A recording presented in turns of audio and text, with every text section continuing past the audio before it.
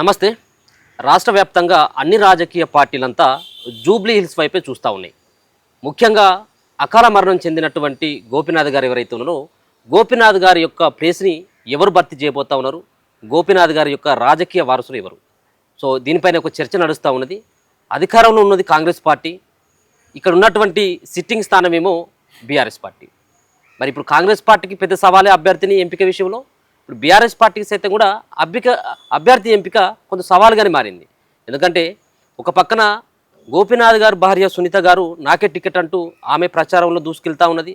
మరో పక్కన జూబ్లీ హిల్స్కి వజ్రనాథ్ గారి యొక్క నాయకత్వం కావాలంటూ మరో పక్కన వజ్రనాథ్ గారి అభిమానులతో పాటు గోపీనాథ్ గారి యొక్క అభిమానులు సైతం కూడా వజ్రనాథ్ని కోరుకుంటా ఉన్నారు.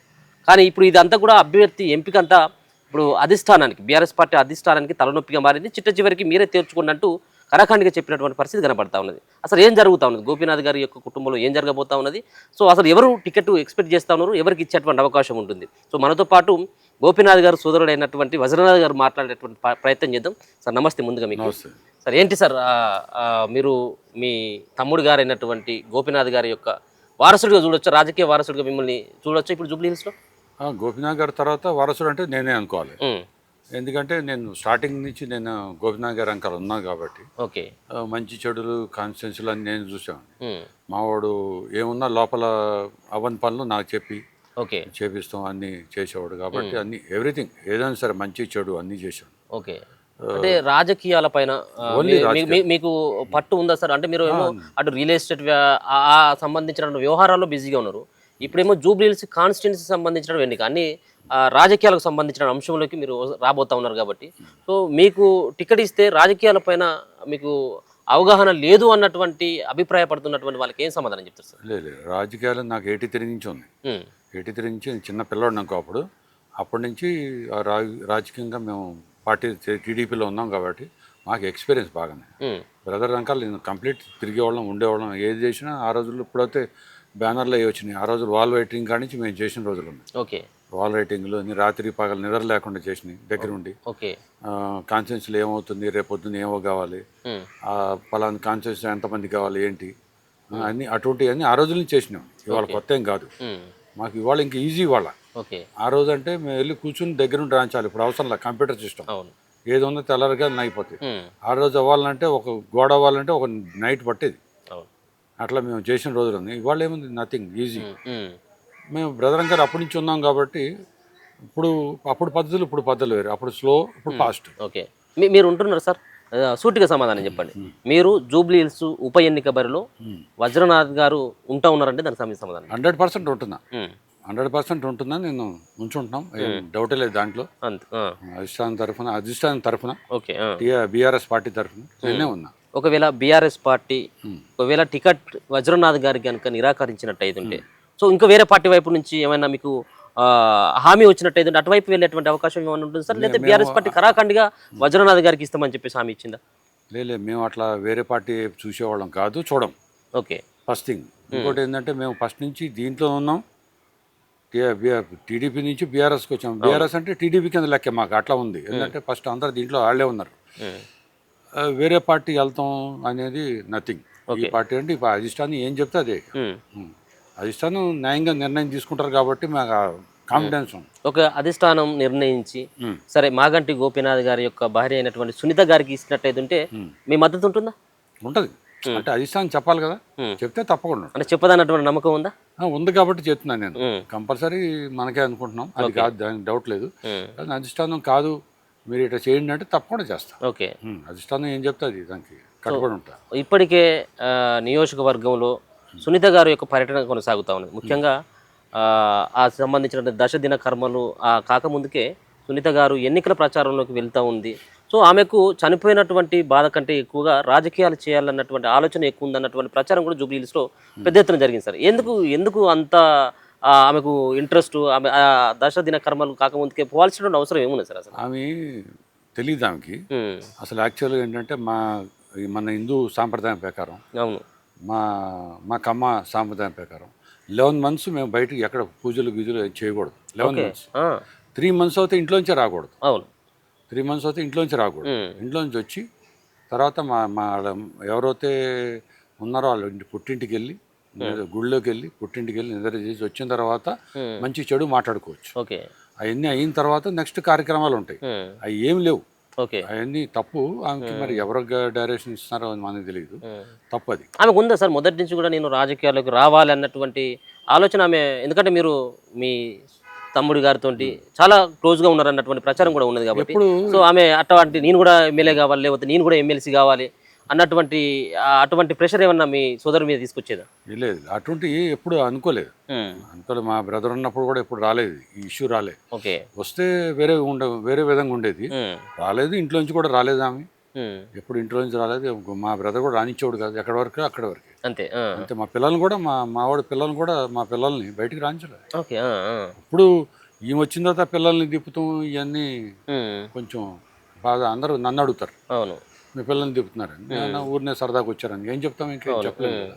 ఆ రకంగా చెప్పాల్సి వస్తుంది. అంతేగాని పిల్లలు చిన్నపిల్లలు వాళ్ళకి ఏం తెలుసు. అవును, మ్యాక్సిమం 20-21 ఇయర్స్ వాళ్ళకి ఇంకా లౌకికానం తెలియదు. మీరైనా చెప్పొచ్చు కదా సార్, ఎందుకంటే మీ తమ్ముని వైఫే కాబట్టి.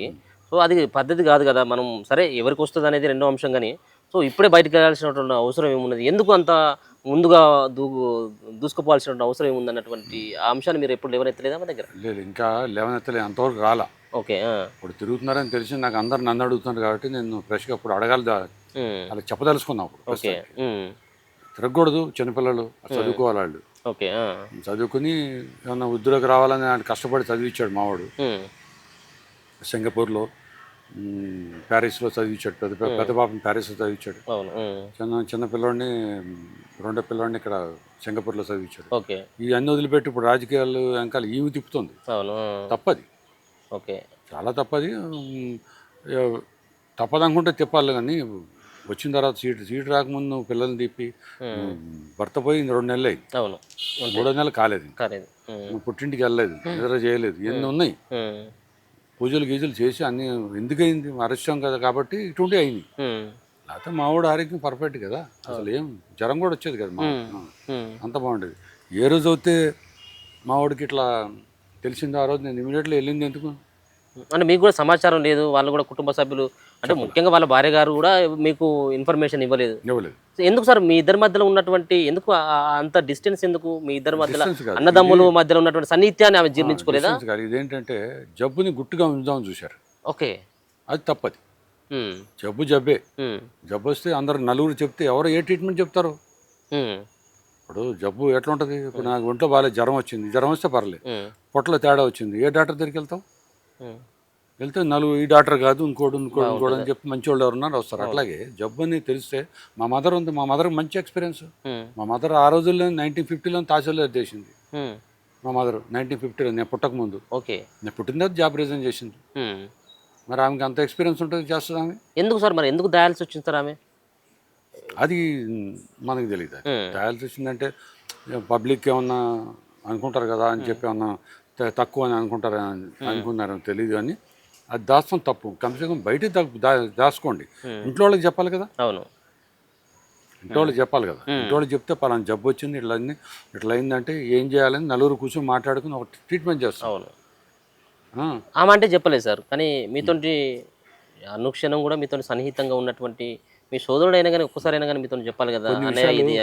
కొన్ని విషయాలు మీరు అన్నారు, కొన్ని విషయాలు భార్య మాట వినాల్సి వస్తుంది. ఓకే, కొన్ని విషయాలు భార్య మాట వింటారు కదా ఎవరైనా సార్, మీరైనా అంతే. అవును, అట్లా ఏదో చిన్న జబ్బు అనుకుని వాళ్ళు అట్లా అనుకున్నారు, అది చివరికి వచ్చేవాడికి పెద్దగా అప్పుడు కూడా చెప్పలేము. నాకు తెలిసిన తర్వాత నేను ఇమీడియట్లీ వెళ్ళి కేజీకి వెళ్ళి మాట్లాడి కిడ్నీ ఇస్తా అని చెప్తే మావాడికి చెప్పారు వాళ్ళు, అంతా అయింది. మీరు కిడ్నీ ఇవ్వడానికి కూడా సిద్ధపడ్డారా మీ తమ్ముడి కోసం? అరే వెళ్ళి ఏజీలో ఫుట్ ఇది ఉంటుంది కదా, నేను వెళ్ళిన డేట్ పాక చెప్తా, ఇది ఉంటుంది ఫోటో మన ఏమంటారు కెమెరాది ఉంటుంది కదా, ఏంటి దాంట్లో తెలుస్తుంది కదా నేను వచ్చాను ఎవరితో మాట్లాడాను. దాంట్లో భాను అని నాగేశ్వర రెడ్డికి కావాల్సిన ఆయన ఇన్ఛార్జ్ హాస్పిటల్, ఆయన దగ్గరికి వెళ్ళి మాట్లాడాను. ఓకే, భాను మీరు కనుక్కోవచ్చు, నెంబర్ కూడా ఇస్తాం, ఫోన్ కనుక వెళ్ళి ఆయన ఇంటర్వ్యూ కూడా తీసుకోవచ్చు. నేను చెప్పానా లేదా, ఆయన వెళ్ళి మన బ్రదర్తో మాట్లాడాడు. నేను మా ఇంట్లో కూడా చెప్పకుండా నేను ఇస్తామని చెప్పేసాను, మా మదర్కి కానీ మా వైఫ్కి కానీ పిల్లలు చెప్పకుండా డైరెక్ట్గా వెళ్ళి నేను చెప్పాను. ఎందుకు సార్ అంత మీ తమ్ముడు అంటే అంత ప్రేమ ఎందుకని అంటే ఒక కిడ్నీ ఇవ్వడానికి కూడా ఫ్యామిలీకి తెలియకుండా ఒక కిడ్నీ ఇద్దామన్నటువంటి ఆలోచన ఒకటి ఎందుకు వచ్చింది అట్లా? చెప్పేది వినాలి. ఇప్పుడు మేము ఇద్దరం ఉన్నాం, ఉమ్, ఇంకా ఉంటే నేను ఇంకొక 10-15 ఇయర్స్ ఉంటాను, 20 ఇయర్స్ ఉంటాను. ఆయన కూడా 20 ఇయర్స్ ఉంటాడు. ఓకే, నువ్వు ఒక కిడ్నీ మీ బతకలేనా? బతకొచ్చు. నా వెనకాల ఆడు కూడా ఉంటాడు కదా, ఉమ్, ఇద్దరం ఉంటాం కదా. ఉమ్, ఆడికి ఒక కిడ్నీ, నాకు కిడ్నీ, ఇద్దరం ఉంటాం. ఉమ్, ఎప్పుడైనా పోయేదే కదా. 10 కాబట్టి ఇంకో 5 బతుకుతాం, అంతకంటే ఎక్కువ బతకం కదా. ఉమ్, ఏదైనా బిలో 100. అవును. అది క్యాలిక్యులేషన్ చేసి నేను నాకు వచ్చింది. మావాడికి లేదు, ఇద్దాం కిడ్నీ, మావాడు కూడా ఉంటాడు అన్నట్టు నేను ట్రీట్మెంట్ వెళ్ళి ఇచ్చాను. అది బహుశా ఉంటే 100% తీసుకున్నాడు. అంతేనా? అది లేకపోవటం వల్ల నా బ్యాడ్. అసలు అది చెప్పలేదు నాకు. ఏజీ వాళ్ళు ఫోన్ చేసి మీ బ్రదర్కి ఇట్లా అయిందని చెప్పేదాకా నాకు తెలియదు. మళ్ళీ రెండోసారి ఆహా, ఓకే. ఇంట్లో పడిపోయాడు అని చెప్తే ఏజీ వాళ్ళు నాకు ఫోన్ చేసి చెప్పారు, మీ బ్రదర్ ఇంట్లో పడిపోయాడు, ఉమ్, మీకు తెలీదా అంటే తెలియదు అన్న. ఉమ్, మీరు రండి అర్జెంట్ అంటే మా బ్రదర్ కంటే ముందు నేను వచ్చేసాడు ఉమ్, మా ఫ్యామిలీతో. ఓకే. ఆ రోజు సండే అవుతాం. ఆ చావు కబురు, మీ తమ్ముడి యొక్క చావు కబురు సాగు కదా అప్పుడు. లేదు లేదు సార్, అంటే చనిపోయిన తర్వాత ఆ కబురు విన్న తర్వాత సో అంత ప్రేమగా జర్నీ చేసినటువంటి చిన్నప్పటి నుంచి సో ఎట్లా ఎట్లా ఫీల్ అయింది సార్ అది? ఇప్పుడు ఆ రోజు మాకు తెలిసింది, వెళ్ళిన తర్వాత మేము చూస్తే ఉన్నాడు అని అనుకున్నాం. 5th నాడు ఉన్నాడు, 6th, 7th, 8th వరకు ఉన్నాడు అన్న. ఇది దీంట్లో ఏమైందో మాకు తెలియదు. మొత్తానికి పోయి ఎక్స్పైర్ అయ్యాడు. ఎక్స్పైర్ అయిన తర్వాత మాకు ఎట్లా అయిపోయిందంటే ఇవాళ కూడా మన నిద్ర పట్టదు. అవునా సార్? ఇవాళ కూడా మా పిల్లలు మేము ఒకటే చెప్తున్నా, నాకు మా మదర్కి రాత్రిపూట డిస్కస్ వస్తే ఆ రోజు నిద్ర పట్టదు. మా ఇద్దరం కూర్చొని మాట్లాడుకుంటూ ఉంటాం. మా అమ్మ అంటుంటుంది, అరే పోయేట్రా పోనీ, ఎవరు రాసి పెట్టుంది ఆడికి, నువ్వు అన్ని ఆలోచించొద్దంట. ఓకే. అయినా కానీ నాకు గుర్తుకొస్తే నిద్ర పట్టదు. సాయంత్రం పూట మేము ఇంటికి వెళ్ళిన తర్వాత మా అమ్మ నేను సరదా మాట్లాడుకునేప్పుడు ఈ ఇష్యూ వచ్చిందంటే ఆ రోజు నైట్ నిద్ర లేనట్టే మాకు. ఓకే. రాత్రి వచ్చింది నిద్ర లేదు పడటం చూడ నాకు. 4 o'clock వరకు మాట్లాడుకుంటూ కూర్చున్నాం ఇదే విషయం. ఓకే. ఏంటి సంగతి, ఎట్లా అయిందిరా అది మా మదర్ నచ్చ చెప్తాం, వద్దురా ఇట్లా చేయి, అట్లా చేయి, వద్దురా పోనీ, పోయాడు, ఇబ్బంది ఉండు, పిల్లలు ఉన్నారు అట్లా. మా బాధ ఏంటంటే అంతా అయిపోయింది. చేసిందంతా ఇప్పుడు మేము ఇంకా బయట పెడితే వస్తారు పబ్లిక్ వస్తారు, అన్ని తప్పులు ఉన్నాయి. అవన్నీ మేము ఇప్పుడు ఇంకా పెట్టలేదు. వద్దు, మావాడు జీవితం అంటే బ్లేమ్ అయిపోతాడు. ఇంత మంచి పేరు వచ్చి నీళ్ళలో పోయి బూడిదలో పోసిన పన్నీర్లాగా అయిపోతాడు. వద్దు అనుకుని మేము ఆగాము. ఆమె సరిగ్గా ఉండి నీట్గా అధిష్టానం మాట విని ఒక లైన్కి వెళ్తే ఓకే. ఇప్పుడు ఆమె అధిష్టానం మాట కూడా వినేటువంటి పరిస్థితుల్లో కనబడట్లేదు.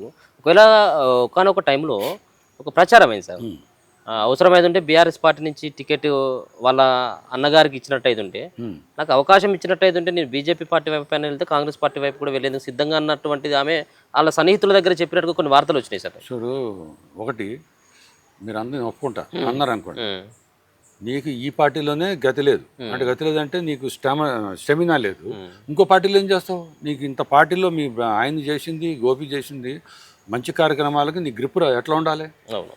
ఖాళీ ఉంచుంటే గెలిచేట్టు ఉండాలి. అట్లా లేదు, నువ్వు వేరే పార్టీలోకి వెళ్ళి ఏం చేయగలుగుతావు? అవన్నీ వేస్ట్ మాటలు. సార్ ఎందుకు సార్ ఆ ఇంట్లో కూడా సరే మనకున్నటువంటి సమాచారం చాలా మంది ఇంట్లో ఉన్నటువంటి పని వాళ్ళని మన ఇంటి వాళ్ళలాగానే మనం చూసుకుంటూ ఉంటాం. సో ఆ ఇంట్లో ఉన్నటువంటి చాలామంది పనులు మారారు, వందలాది మందిగా, డ్రైవర్లు కావచ్చు, గన్మెన్లు కావచ్చు. ఏంటి ఉన్నటువంటి గోపినాథ్ గారు వాళ్ళ పైన ఆగ్రహం వ్యక్తం చేయడమా, లేకపోతే గోపి గారి యొక్క ప్రవర్తన నచ్చకపోవడం వల్ల వెళ్ళిపోయినా? గోపీనాథ్ గారు అనే ఆయన దేవుళ్ళు అంటాడు పనోళ్ళకి. మరి ఎందుకు సార్ అవసరం ఏముంది? నేను వస్తున్నా అదే విషయం. గోపీనాథ్ గారు అన్నాడు దేవుళ్ళు అంటాడు. మీకు 100 రూపాయలు పని ఉంటే 1000 రూపాయలు ఇస్తాడు ఆయన. ఓకే. సాయంత్రం పూట లేట్ అయిందంటే గన్మెన్లకి జేబులు ఎంత ఉంటే 5000, 10,000 ఎంత ఉంటే చేతులు పెట్టేస్తాడు. ఓకే. గన్మెన్లకి రాత్రిపూట లేట్ ఏదో ఒకటి అవుతుంది. ఏదో పార్టీ అంటే పెళ్ళో, ఫంక్షనో, చీరలో ఏదో ఫంక్షన్ 10-11 అయితే చాలు. ఓకే. మా వాడికి భోజనం ఏముందో ఆడికి పెట్టాల్సిందే. ఓకే. మా వాడికి ఏ టిఫిన్ తినాలో ఆ టిఫిన్. ఒక రోజుల్లో మా వాడికి మినరా దగ్గర టిఫిన్ పెట్టి అర్జెంట్కి వెళ్ళేది ఉంది, పొద్దున్న 6 o'clock తెప్పించారు, తిన్నాడు. గన్మెన్లు తినలేదంటే మీకు మినరా అని తెప్పించామండి అంటే ఎమ్మడే బూతులు తిట్టి మళ్ళీ ఎమ్మడే తెప్పించి తిని తీసుకెళ్ళిన రోజులు ఉన్నాయి గన్మెన్లని. ఓకే. అంత పర్టికులర్ ఉంటాడు మావాడు. అటువంటి విషయంలో ఖర్చు పెడతాం కానీ గన్మెన్లు కానీ ఎవరిని చూడటం పర్ఫెక్ట్. మరి ఎందుకు సార్ అంతమంది మారాల్సిన అవసరం ఏముంది? ఈ మావాడు తప్పు లేదు, నథింగ్. మావాడు వాళ్ళు లేట్ అయిందంటే రేపు పొద్దున్న ఆడికి వెళ్ళేటప్పుడు మంచిగా డబ్బులు ఇచ్చి పంపిస్తాడు. ఓకే. ఇప్పుడు నువ్వు 100 రూపాయలు ఉద్యోగం, నీకు 100 రూపాయలు పక్క పెట్టు, 1000 రూపాయలు ఇస్తాడు, నీకు 100 రూపాయలు వచ్చేది. ఆడు ఎట్లా ఉంటాడు డ్రైవర్? కరెక్ట్ పొద్దున్న వస్తాడు. ఇప్పుడు వాళ్ళ భార్య జీర్ణించుకోలేదు మరి ఏమన్నా? అవన్నీ ఆమె వల్ల 127 మంది డ్రైవర్లు మారారు.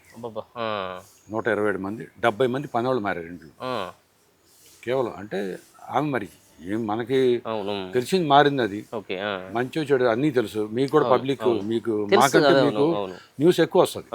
నేను చెప్పి మళ్ళీ బ్లేమ్ అవుతాం, అవన్నీ అనవసరం. సార్ ఆయన చనిపోయి ఆయన హాస్పిటల్కి తీసుకెళ్ళేటువంటి రోజు సో ఆయన పక్కన ఎందుకు డ్రైవర్లు గన్మెన్లు వాళ్ళు కూడా లేరు అన్నటువంటిది చాలా ప్రచారం జరిగింది.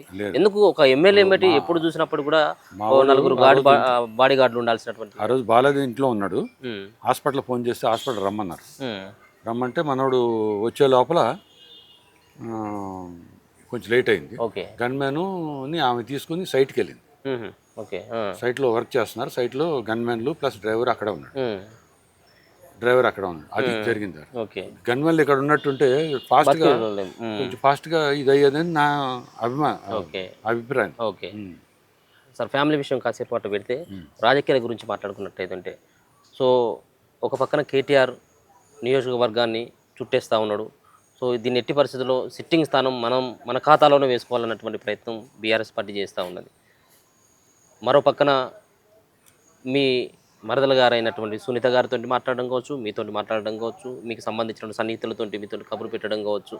సో ఈ అంత ఓవరాల్గా చూస్తూ ఉంటే బీఆర్ఎస్ పార్టీ సో సునీత గారి వైపు ఉండేటువంటి అవకాశం ఉంటుందని అనుకోవచ్చా, లేకపోతే వజ్రనాథ్ గారు వైపు ఉండే అవకాశం ఉంటుందని అనుకోవచ్చా? సో ఏ విధమైనటువంటి భరోసా ఏ వ్యక్తులు మీకు ఇచ్చిందని అనుకోవచ్చు సార్? అంతా మీరు ఒక పూర్తి స్థాయిలో ఒకవైపు ఉన్నటువంటి వ్యక్తులు రాజకీయాలకి అంటే ఒక ఎమ్మెల్యే కావాలన్నటువంటి ఆశ మొన్నటి వరకు కూడా మీకు లేదు. సో ఎవరైనా మీకు గట్టి భరోసా ఇస్తేనే ఈ విధమైనటువంటి ప్రచారం చేసుకుంటున్నారు. మరో పక్కన ఉన్నటువంటి నియోజకవర్గాల్లో ఉన్నటువంటి చాలామందిని కలుస్తూ ఉన్నారు.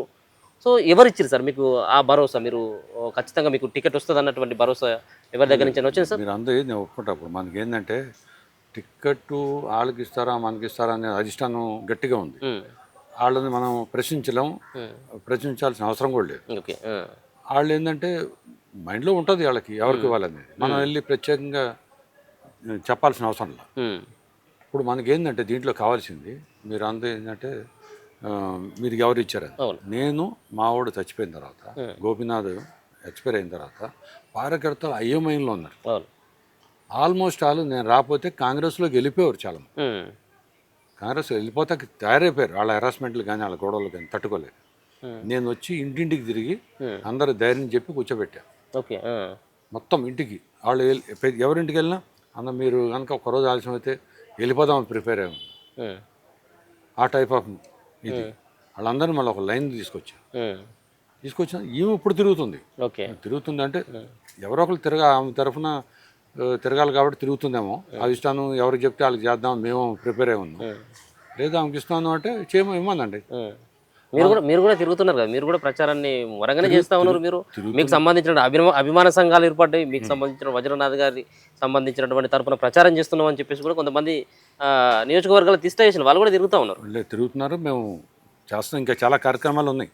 ఎలక్షన్ లోపల చేయాల్సిన చాలా కార్యక్రమాలు ఉన్నాయి. అవన్నీ ఇంకా మేము వర్షాల వల్ల ఆగినాయి. లేకపోతే ఈ పాటికి చాలా మట్టుకు అయిపోయి వర్షాల వల్ల అటు ఇటు కావట్లేదు, కొంచెం స్లో అయ్యాం. నియోజకవర్గ ప్రజలు వజ్రనాథ్ గారికి టికెట్ ఎందుకు ఇవ్వాలంటే వాళ్ళకి ఏం సమాధానం చెప్తారు సార్? వజ్రనాథ్ గారికి ఎందుకు ఇవ్వాలని క్యాపబుల్ పర్సనా కాదా వాళ్ళకి తెలుసు కదా. వాళ్ళకి నేను ఇప్పుడు మీరు ఉన్నారు, మీరు నియోజకవర్గం నా క్యాండిడేట్, మా దగ్గర ఒక కార్యకర్త, మీకు పని చేసిన వాళ్ళు నేను ఉన్నా కదా, మీ గల్లీలో నేను చేసి పెట్టిన పని మా వాడి తరఫున. నేను అంటే మా వాడు చెప్తేనే మా వాడి తరఫున పని చేసినప్పుడు నాకు గుర్తింపు ఉంది కదా వాళ్ళ దగ్గర. ఇప్పుడు మావాడు ఏమంటాడు, మా గోపీనాథ్ ఏమన్నాడు, మావాడు చూసుకో బయట వజ్రనాథ్ ఉన్నాడు వెళ్ళంటే నా దగ్గరకు వస్తాను. ఏం పని? పలానా సో ఇది ఇట్లా కాదు ఇట్లా చేయండి, ఈ లెటర్ ఇట్లా పెట్టండి, ఈ లెటర్ పెడితే ఇట్లా వస్తుంది, ఈ లెటర్ పెట్టి మావాడు నేను చెప్తా ఈ పలానా ఎంఆర్ఓ దగ్గరికి వెళ్దాం, కలెక్టర్ దగ్గరికి వెళ్దాం, ఇది చేయండి. అట్లా చేసిన పనులు నేను చాలా ఉన్నాయి. ఆ పనులు అయిపోయిన తర్వాత ఆ గుర్తింపు ఉంది కదా వాళ్ళ దగ్గర, మంచిగా చెడు వాళ్ళ దగ్గర గుర్తింపు ఉంది కదా. అందుకని వాళ్ళు ఏంటంటే ఈయన గోపీనాథ్ గారు ఉన్నప్పటి నుంచి ఉంది కాబట్టి ఈయన వస్తే మళ్ళీ చేయగల ఆల్రెడీ పాత మా చేసాడు అదే టైప్లో ఉంటుంది కాబట్టి అని మనల్ని ప్రిఫరెన్స్ ఇస్తున్నారు. అంతేగాని నేను వచ్చేసి గోపీనాథ్ అన్నని ఏదో పగలు తీసేస్తాడు పొడి చేస్తాడని అట్లా ఉండదు. అంతే. పని ప్రాక్టికల్గా చూశారు వాళ్ళు నాది. ఓకే. అందుకని నన్ను చేస్తున్నారు. కానీ ఏదో ఇవాళ వచ్చి ఎర్రబస్ దిగి వచ్చి గౌకుని ఫ్లైట్ ఎక్కుతా అంటే కాదు కదా, అది సంగతి. సో ఒక పక్కన మీరు గోపీనాథ్ గారితో పాటు చేసినటువంటి కార్యక్రమాలని ప్రజలకు అందించినటువంటి సేవలను గుర్తు చేస్తూ ఒక మాట చెప్తే, మరొక పక్కన కూడా వజ్రనాథ్ గారి పైన కొన్ని ఆరోపణలు సైతం కూడా ఉన్నాయి. సో ఈ ఆరోపణలకి ఖచ్చితంగా సమాధానం చెప్పాల్సిన బాధ్యత సైతం కూడా మీ పైన ఉన్నది. సో నియోజకవర్గంలో కొంతమందికి సంబంధించినటువంటి కార్పొరేటర్గా టికెట్ ఇప్పిస్తామంటూ వజ్రనాథ్ గారు పైసలు వసూలు చేసిండు అన్నటువంటి ఒక మచ్చ ఉంది మీ పైన. ఆ మచ్చని తుడుచుకుంటే ఏ విధంగా తుడుచుకోగలుగుతారు దాన్ని? అటువంటి మేము మా ఇంట వంట లేదు. మా ఇంట వంట డబ్బులు తీసుకుని పని చేయటం, మా జేబులో డబ్బులు ఖర్చు పెట్టిన రోజులే. కానీ ఇప్పుడు దాకా మేము ఇట్లా పలానా కార్పొరేటర్ ఇస్తాం, కల ఎమ్మెల్యే ఇస్తాం, కల ఇది ఇస్తామని చెప్పి పలానా పని చేపిస్తాం, పలానా ఇది చేస్తామని చెప్పి తీసుకునే రోజులు లేవు. తీసుకోము కూడా. మాకు అవసరమే లేదు. అంటే ఆ పేరు వచ్చింది సార్ పర్టికులర్గా కేఎన్ రెడ్డి అది కాదు. ఒక పదాన్ని తీసుకొని ఒక వ్యక్తిని తీసుకొని సో 2019 నుంచి సరే ఒక రకంగా కేసు అయింది. ఇదంతా కూడా దానికి ఖచ్చితంగా కూడా కేసు ఏం కాలేదు. ఇప్పుడు కేసీఆర్ గారు ఉన్నారు, చంద్రబాబు గారు ఉన్నారు, వీళ్ళంతమంది ఉన్నారు, కేటీఆర్ గారు ఉన్నారు. వాళ్ళ మీద కూడా ఆరోపణలు వస్తున్నాయి. అవి వాస్తవం అయిపోతాయా? వాస్తవం అవ్వవు కదా, నిజాలు ఉంటాయి కదా, నిజం ఉంటుంది కదా, ప్రూఫ్ ఉంటుంది. నువ్వు ఎందుకు వెళ్ళి పెడతావు? మీరు నిరూపించుకున్నారా సార్? ఎందుకు నిరూపించుకోవాలి? ఆల్రెడీ ఇప్పుడు ఆ కేసులో మీ పేరు ఎక్కడ కూడా ఇప్పుడు మెన్షన్ లేదు. నథింగ్. మరి అటువంటి అసలు మనకి అసలు ముందు మీ అందరికంటే మావాడు ఉరుకోడు కదా, మీ అందరికంటే మా గోపీనాథ్ ఉరుకోడు. ఎటువంటి విషయాలు ఆ సమస్య లేదు. ఎందుకని సార్ మరి మీ పేరును ఎందుకు మెన్షన్ చేయాల్సిన అవసరం ఆ వ్యక్తికి వచ్చిందని అనుకోవచ్చు? కొంచెం పొలిటికల్గా నేను ఇప్పుడు కొత్తగా నాకు వచ్చాను కదా, డ్యామేజ్ చేయాలి. ఓకే. ఇంప్రూవ్ ఒకసారి షార్ట్ టైంలో, అంటే షార్ట్ టైం అంటే అంతకుముందు రెగ్యులర్గా 83 నుంచి ఉన్నాను. ఈ మధ్య షార్ట్ టైంలో తెర మీదకి వచ్చాను, ముందుకు వచ్చి.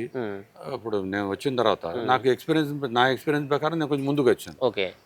తొందరగా పైకి షార్ట్గా వచ్చాడు, ఇది దెబ్బ కొట్టాలి, డ్యామేజ్ కొట్టాలి, అక్కడ అది ఇక్కడ ఇది అని 4 కేసులు చూపిస్తే ఏమవుతుంది? నాది ఒక పిఎస్లో కేసు చూపించమని ఒకటి, ఒక పిఎస్లో నేను 20 సంవత్సరాలు నాకు వయసు అంతా, నా వయసుకి ఎన్ని కేసులు అవ్వాలి? 100 అవ్వాలి, 200 అవ్వాలి. ఒక కేసు చూపించమను. మేము అటువంటి పనులు చెయ్యం. నేను కానీ మా బ్రదర్ కానీ క్లియర్. ఇదే మాట మీద ఉంటారా సార్ వజ్రనాథ్ గారు? ఇదే మాట మీద ఉంటారా? ఉంటాం పక్కాగా. అంటే కొన్ని ఏమైనా ఇంకా ఆధారాలు తీసుకొచ్చినట్టయితే దానికైతే మీరైతే ఉంటారు. ఆధారాలు ఒకవేళ కనుక అంటే మీరు ఇంతకుముందు అన్నట్టుగా సో అనవసరంగా నా పైన బురద జల్లటువంటి ప్రయత్నమే చేస్తున్నారు. సో కొంతమంది కావాలని చెప్పేసి రాజకీయంగా నన్ను అనగదొక్కేటువంటి ప్రయత్నం చేస్తూ ఉన్నారు, కావాలని కొంతమంది చేపిస్తున్నారు అనేది మీరు చెప్తా ఉన్నారు. సో వాళ్ళు ఏమైనా మీరు వాళ్ళతో అగ్రిమెంట్ చేసుకున్నటువంటి లేకపోయినట్టు అటువంటి వివరాలను బయట పెడితే ఆ ఛాలెంజ్కి మీరు సిద్ధమే కదా? ఒకటి ఆధారాలు అగ్రిమెంట్ చేసినా కానీ, నా బ్యాంకులో నా పేరు మీద ట్రాన్స్ఫర్ చేయటం కానీ, నేను నాకు చెక్ ఇవ్వటం కానీ, అటువంటి చేయమను, చూపించమను. నేను దానికి కట్టుబడి ఉన్నా, నేను రిటర్న్ చేస్తా చూపిస్తే కూడా ఉండాలి కదా. ఇప్పుడు నేను అనిల్కి ఇచ్చాను ఒక 10 కోట్లు అంటే అయిపోద్దా? నేను వైట్ ఇవ్వాలి. 1,00,000 రూపాయలు దాటి ఎవడో ఇవ్వటానికి లేదు. నువ్వు 1,000 కోట్లు 100 కోట్లు ఇవ్వలేం కదా. అది వైట్ ఉంటుంది, వైట్ ఇచ్చేయి, చూపించు. లేకపోతే ఇంకోటి ఏమన్నా నేను రిసీట్ పెట్టి తీసుకున్నానా, లేకపోతే నువ్వు నాకు చెక్ ఇచ్చినావా, అటువంటి చూపించండి. నేను డెఫినెట్గా దానికి కట్టుబడి ఉంటా. అటువంటి మా ఇంట వంట లేవు, మేము చేయాల్సిన అవసరం లేదు. మాకేం అవసరం భయ్.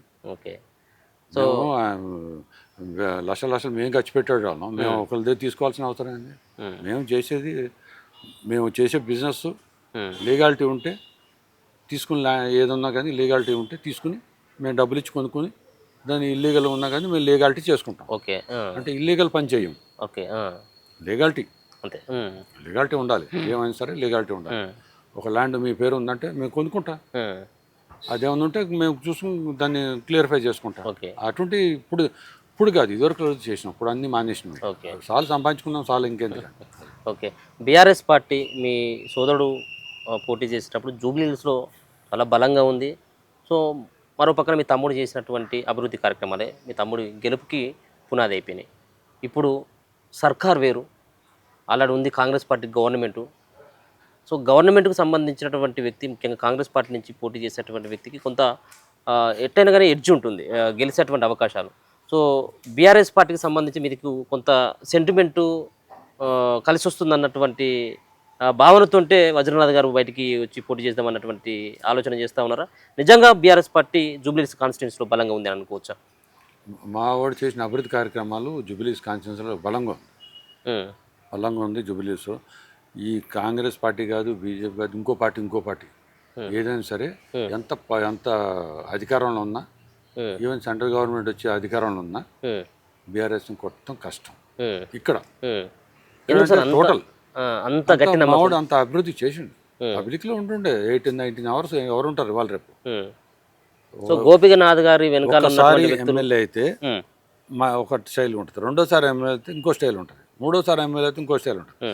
మావాడు ఫస్ట్ ఎమ్మెల్యే ఇప్పుడు ఏ స్టైల్లో ఉన్నాడో లాస్ట్ వరకు అదే స్టైల్లో ఉన్నాడు. ఓకే, సంపాదించుకున్నామంటే ఎంతో సంపాదించుకోవచ్చు. లేదు, కేసీఆర్ గారు చూశారు, అందరూ చూశారు, అంతవరకు సంపాదించారు. అంటే అందరూ 100 రూపాయలు సంపాదించే మావాడు 10 రూపాయలు సంపాదించారు. ఓకే, అంతే, అంతకంటే ఆశ లేదు. మనవాడు సేఫ్, వద్దు గొడవలు, ఆ టైప్లో పోతాడు. ఓకే, లైఫ్ ఉంది మనకి, ఇంకా నెక్స్ట్ చూస్తున్నాం ఆ టైప్లో ఉంటాడు. కానీ ఒక్కసారి 100 రూపాయలు సంపాదించి కూర్చున్నాం అనే మెంటాలిటీ మా ఫ్యామిలీకే లేదు. ఓకే, గోపినాథ్ గారి వెనకాల ఉన్నటువంటి వ్యక్తులు, కార్యకర్తలు ఈరోజు వజ్రనాథ్ గారి వెనకాల ఉన్నారని చెప్పేసి భావించవచ్చు.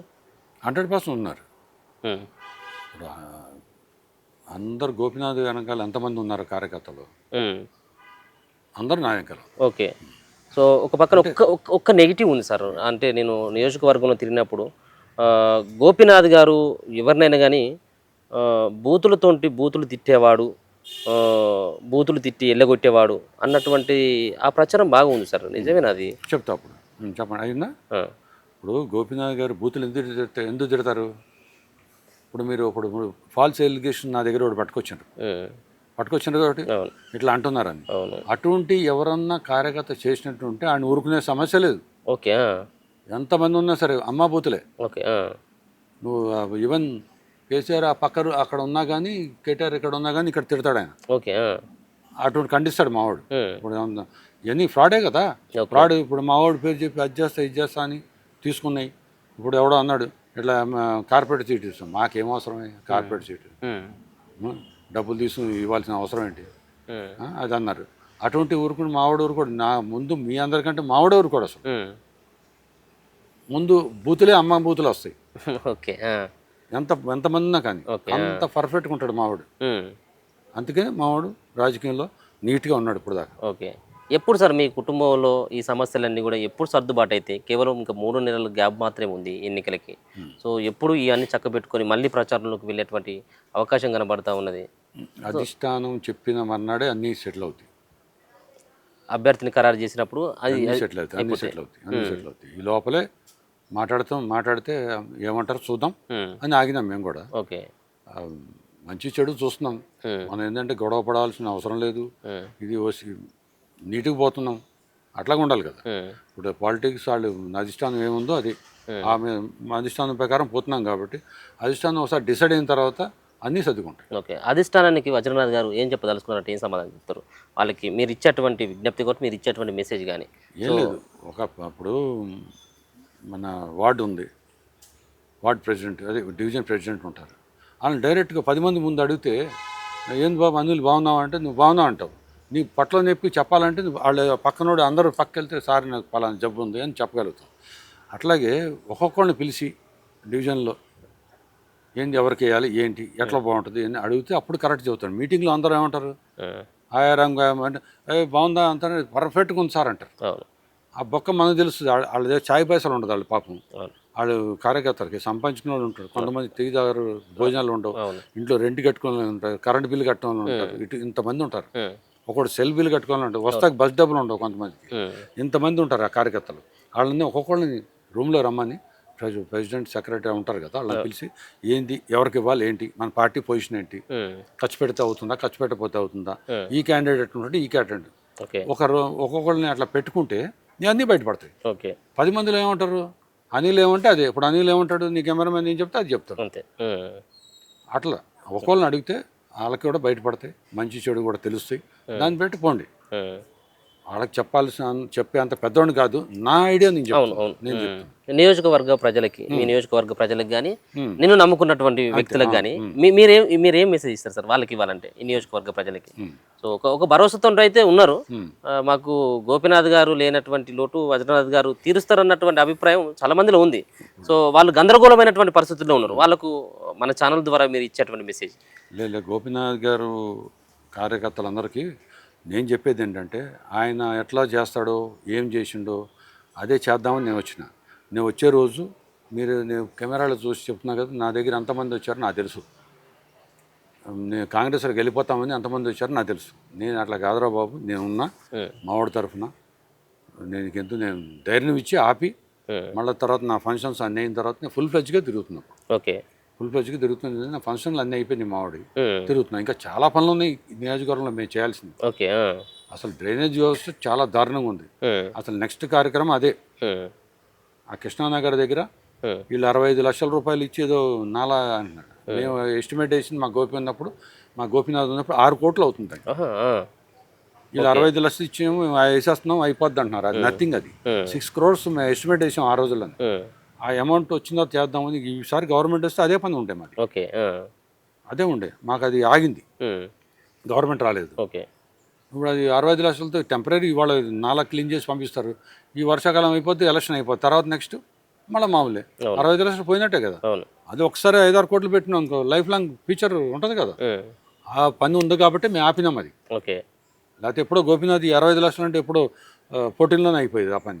అది నథింగ్, అది అవ్వదు. అందుకని దానికి చేయాలి. మా గోపి దగ్గర ఉన్నప్పుడు నాకు అన్నీ తెలుసు, ఎక్కడెక్కడ పనులు ఆగినాయి కూడా తెలుసు నాకు. ఓకే, దాని ప్రకారం నేను ఫాలో అవుతున్నా. Okay, right sir, thank you so much. So మొత్తానికి గోపీనాథ్ గారి యొక్క సోదరుడైనటువంటి వజ్రనాథ్ ఖచ్చితంగా నేను బరిలో ఉంటాను, అధిష్టానం సంబంధించినటువంటి ఆశీర్వాదం సైతం కూడా తన వైపు ఉంటుందన్నటువంటి ఆశాభావాన్ని వ్యక్తం చేసుకుంటూనే గోపీనాథ్ గారితో ఎప్పుడు కూడా కలిసి తిరిగేది. సో నియోజకవర్గంలో ఉన్నటువంటి సమస్యలు ఏంటి, నియోజకవర్గంలో ఏ ప్రాంతం డెవలప్ కాకుంటున్నది అన్నటువంటి అనుమానం కూడా నాకు తెలుసు. ఖచ్చితంగా నాకు అవకాశం ఇస్తున్నటువంటి నమ్మకంతో పాటు అవకాశం ఇచ్చినట్టయితే నేనేంటో నిరూపించుకున్నటువంటి ప్రయత్నం చేయడంతో పాటు మరొక పక్కన అధిష్టానం నేను సరైనటువంటి వాడిని కాదు, వేరే వాళ్ళు సరైనటువంటి వాళ్ళు అని చెప్పేసి ఒకవేళ టికెట్ ఇస్తే వాళ్ళకు కూడా సపోర్ట్ చేయడానికి నేను సిద్ధంగానే ఉన్నాను. కానీ నన్ను కూడా పరిలోకి తీసుకోవాల్సినటువంటి అంశాన్ని కూడా ఖచ్చితంగా అధిష్టానం పరిశీలించాలి. జూబ్లీహిల్స్ ఎన్నికల్లో ఏదైతే గోపీనాథ్ గారు లేనటువంటి లోటును ఖచ్చితంగా నేనే తీర్చడానికి ముందుకు వస్తానన్నటువంటి భావాన్ని వజ్రనాథ్ గారు అయితే చెప్తున్నటువంటి పరిస్థితి కనబడతా ఉన్నది. చూస్తూనే ఉండండి మన తొలి వెలుగు.